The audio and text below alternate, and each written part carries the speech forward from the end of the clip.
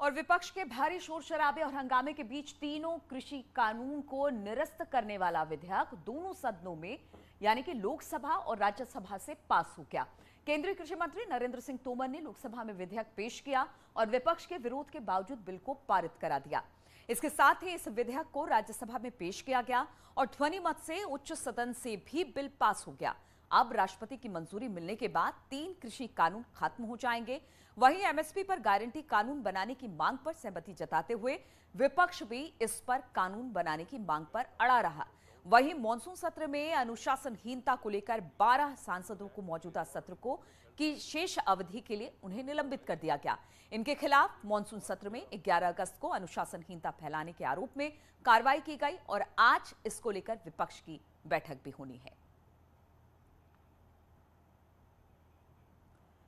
वहीं बिल वापसी के बाद कृषि मंत्री नरेंद्र तोमर ने कहा कि मोदी सरकार किसानों के साथ और सरकार ने पिछले 7 सालों में कृषि को बढ़ावा दिया है।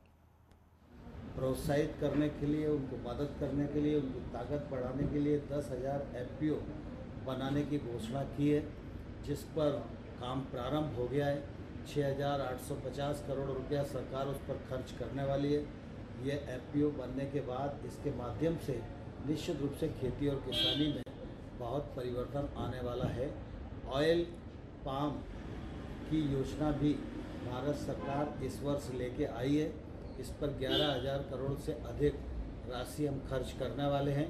इससे निश्चित रूप से खाद्य तेलों पर जो हमारी इंपोर्ट पर निर्भरता है वह भी कम होगी। वहीं राकेश टिकैत ने कहा कि आंदोलन जारी रहेगा।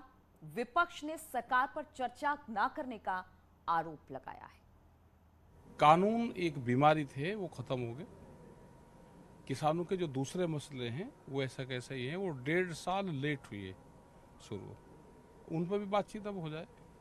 जिस समय किसानों ने आंदोलन छेड़ा उस समय भारतीय जनता पार्टी का क्या स्टैंड था, और आज जब भारतीय जनता पार्टी ने तीनों कानूनों को वापस ले लिया है तो वो किसानों के पक्ष में कैसे हो गया। भारतीय जनता पार्टी को कम से कम बहस के लिए बताना चाहिए कि पहले क्या खराब था या क्या अच्छा था और आज क्या खराब है जिसकी वजह से ले लिया। वहीं विपक्ष को कम से कम मौका मिलेगा अपनी बात कहने का। और 700 के लगभग शहीद हुए हैं किसान, उनके परिवार की कौन मदद करेगा।